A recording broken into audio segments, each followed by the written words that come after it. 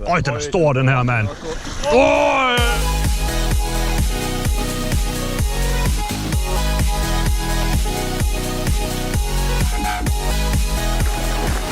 Den trækker fandme. Den trækker, det er en stor fisk, den der. Hej og velkommen til.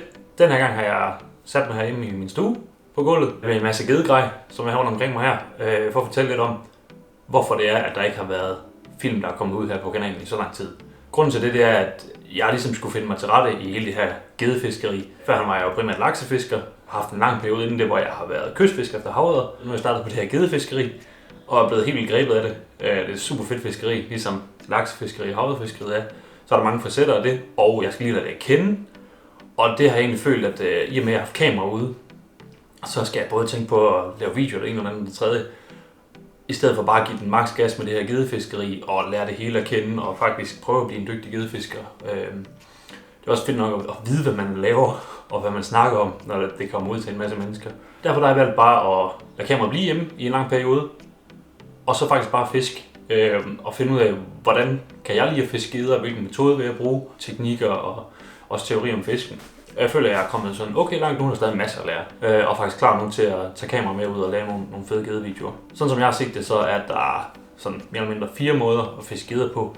Den første, det er kastefiskeri med store avn på spindestang. Nummer 2, det er fluefiskeri, ja, med store flashfluer. Nummer 3, det er dørvefiskeri, hvor man er ude i båd, hvor du spreder en masse stænger ud, enten med kunstavn eller med skaller. Og så er der nummer 4, som er dødehavsfiskeri, som faktisk er en meget, meget brugt metode over i England. Der er mange karpefiskere der også om vinteren, så i stedet for at fiske karpe, så fisker de geder på bunden. Nu har jeg ligesom dyrket alle de her 4 forskellige måder og set det fede ved nogle af tingene, og det knap så fede ved nogle af tingene. Og det jeg kom frem til, det er, at den måde jeg synes det er fedeste fisken på, det er simpelthen dødehavsfiskeri. Og det har jeg gjort en helvedes masse her, den her vinter indtil videre, og det er kun december nu. Og jeg føler egentlig, at jeg er ret godt dækket ind nu, jeg har skaffet et grad, og jeg er klar til at gå i gang. Så det bliver sådan, at jeg kommer til at fiske geder fremover, og kommer til at lave en masse videoer, primært med det, der kommer også til at være noget kastefiskeri og så videre. Men det kommer fremover primært til at være dødehavsfiskeri på bunden. Kort sagt, så er det bare, at du har nogle stænger, hvor du har bly for enden. Typisk er det mellem 80 til 120 gram. Det kan se glide på linen, og herude på den anden side af linen, der har du så dit stålforfang, og for enden har du en avnsfisk. Det kan være en skalle, det kan være en hel sild, det kan være alt godt fra havet.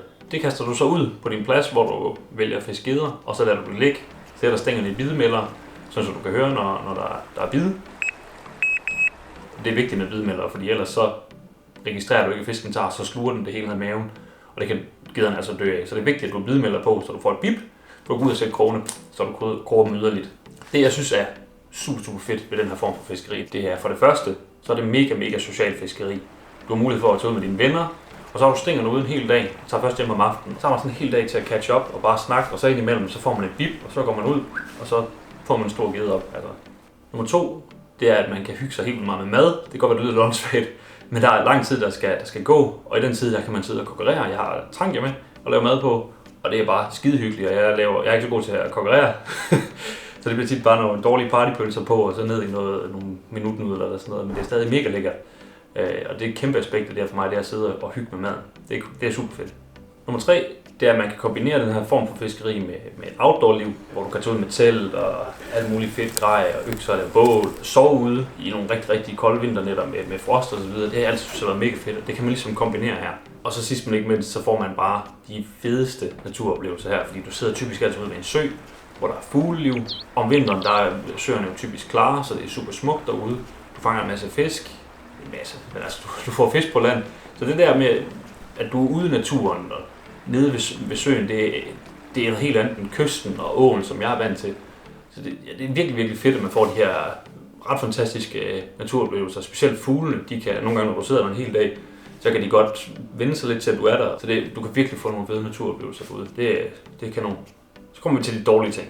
Den første, det er, at det er kongedyrt i grej, fordi man skal bruge en del stænger. Du skal ikke bare have et setup, som du skal til f.eks. kysten. Så det løber hurtigt op i en del penge. Det bliver forholdsvis dyrt. Nummer 2, det er, at du skal slæbe en helvedes masse. Her går vi igennem alle grader, så kan I se, hvor meget der er. Man skal lige vende sig til, at man skal slæbe så meget. Det kan være lidt hårdt for ryggen. Det er ikke så fedt. Nummer 3, det er, at man skal altid have avnsfisk, det vil sige skaller i en god størrelse. Eller sild, som man kan købe på fiskemanden for eksempel, det er også skide dyrt. Man kan bruge mange forskellige slags avn, og det er enten så koster det også, så er det enormt tidskrævende at komme ud og finde fange gode skaller. De kan være svære at finde, specielt nu her om vinteren. Altså, vi har ikke nogen særlig store fryser her. Så der er 3 skuffer, og den underste, den har lillemor så givet mig lov til at have til skaller og pis og lort. Men så fordi, at jeg nogle gange ikke lige helt kan styre det, så kommer jeg nogle gange lige til at stoppe lidt skaller ned mellem ærterne og frikadellerne og sådan noget. Når hun så opdager det, så bliver hun ikke super begejstret. Så er det også pisse koldt. Nogle dage, når du sidder derude i stiv østenvind, der bare smækker ind, så er du ved at dø. Altså, det er virkelig pisse koldt. Og der går også en masse penge til varmt tøj, fordi løbende tænker du, jeg kan godt klare mig, så fryser du. Så supplerer du med varmt tøj, så går det op for dig. Det er stadig ikke nok, så du skal hele tiden supplere med varmt tøj, indtil du dækker godt ind, og det kan altså blive rimelig dyrt. Så er der den sidste. Jeg synes ikke, det er så slemt. Jeg kan godt lide at sidde en hel dag bare og vente, men man skal være mega tålmodig her nogle gange. Nogle gange så kan du altså sidde en hel dag uden at fange en eneste fisk. Og så er man sådan lidt, okay, hvorfor sidder jeg her 8 timer bare og piller mig i røven? Hvorfor er det her fedt? Jeg synes, det er fedt, og jeg ved, en eller anden dag, så kommer der en kæmpe gede, og jeg synes, det er det hele værd. Nu sagde jeg, at man skulle bruge en masse grej. Det har jeg jo så skaffet, og nu vil jeg lige gå i rundtræk igennem, hvad det er, man skal bruge til det her. Den stang, jeg har købt til det her, eller de stænger, det er alle 4. Det er diverstang, de hedder Black Widow, og det er faktisk oprigtige karpestænger. De får så sin dødravns edition, men jeg synes egentlig, at karpestængerne er fede, så dem købte jeg. Jeg har aldrig fisket karpe før, jeg har altid synes, karpestænger er fede, så dem kører jeg med. De er 12 fod, dem her, og de er 3,5 pund, og de klarer fint at kaste med både en rimelig hæftigt bly og en forholdsvis stor skattel, eller sild, eller hvad man nu gerne vil fiske med. Og de er faktisk rigget op, når man kommer ud sådan her, sådan så du bare lige kan flå stangen ud. Og det er egentlig en smart måde at have sådan en stor taske, hvor du bare kan sætte alle dine stænger ned i. Og så hertil, der har jeg så et Shimano Bait Runner hjul i størrelse 6000. Det har den her Bait Runner funktion hernede, hvor man kan sætte over, så man har en ekstra brems og gøre godt med, som karpefiskere bruger. Og det er faktisk super fedt, når man fisker på den her måde også. Grunden til, at det skal være et 6000 hjul, som er sådan lidt voldsomt, det er fordi, at nogle gange så vælger du at sejle ud med din skalle eller din sild, og så lægge den ned på bunden. Så hvis du gerne vil fiske 200 meter ude, så er det altså vigtigt, at du har kabel nok på til at kunne sejle derud. Derfor så skal det være så stort. Herpå der har jeg så den billigste fletlinje, jeg kunne finde, som var Sufix i 0,23. For mig er det ikke så vigtigt med kvaliteten på fletlinjen, selvfølgelig skal den være god, og det er Sufix også. Det skal egentlig være billigt, fordi du skal sætte ret mange meter på en del stænger.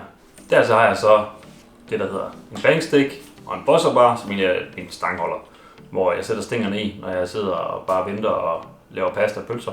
Og der har jeg så de her 2 bidemælder op på, hvor jeg kan have mine 2 stænger liggende i, og dem her, de er fra Fox, hvilket er det mærke, jeg synes er fedest. De er mega hårdføre, de kan eddermame holde til noget, hvis du taber dem i vandet, det kan de sagtens holde til, og regn og rusk. Hvis du køber billigere, så er det sådan, at det kan de faktisk godt gå i stykker af. Det er jo røvsygt, fordi det er nogen, de skal holde til nogle tæsk. Så Fox synes jeg er super fede. Dem her, de hedder M+, det er de billigste, du kan få, og de er fine til gedefiskeri. Derudover så er Delkim også super fedt mærke, som også er værd at være på udkig efter, hvis det er, man skal ud og kigge på sådan noget her. Billigere kan selvfølgelig også gøre det. Ron Thompson og sådan noget, de laver også bidemælder. Jeg vil nok gå efter sådan noget som Fox, jeg synes, de er super fede. Derudover har jeg så her min grejkasse, hvor jeg har lidt af hvert i. Altså det vil jeg vise senere, når jeg er ude at fiske, men det er bly og min pibe, som er super vigtig her med. Og alt muligt andet godt. Stålforfang, kroge. Og så har jeg sådan en rigpin her, som faktisk bare er opbevaring til alene stålforfang. Så når man har bundet dem, så kan man sætte den på her, så man ikke skal til at sidde og binde hver gang. Det er rundtræk faktisk bare det, man skal bruge for at kunne gå i gang med det her. Så har jeg en ting til, som jeg synes er super fed. Det er mega overkill, og det er også kun fordi, at jeg har fået lov at låne den her. Det er sådan en stor fjernstyret båd, og det er sådan lidt en hver drengerøvsdrøm, hvor man kan lægge sine skaller og så videre i, og så kan du sejle ud med dem. Så kan du bare bruge fjernbetjeningen her til at sige, hvor den skal smide den hen. Det er skide sjovt. Jeg har ikke fået den brugt endnu. Jeg glæder mig helt vildt til at komme ud og prøve den. Altså sådan her, den koster kassen. Den eneste grund til, at jeg har den her, det er fordi, at jeg har lånt den af Mikkel nede fra Effektlæret, og han er faktisk virkelig god sådan predatorfisker generelt. Så hvis der er nogen derude, der er i gang med det her, så bare giv ham et kald og sige, hey, Andreas han har sendt mig, og så skal han nok bliver godt i gang med den her slags fiskeri. Så tak til ham for at låne baitball. Jeg glæder mig sygt meget til at komme ud og prøve den. Det var egentlig bare det, jeg ville fortælle jer, og ligesom give en grund til, hvorfor der ikke er kommet video ud her på det seneste. Men nu er jeg klar. Nu har jeg al grad i hus.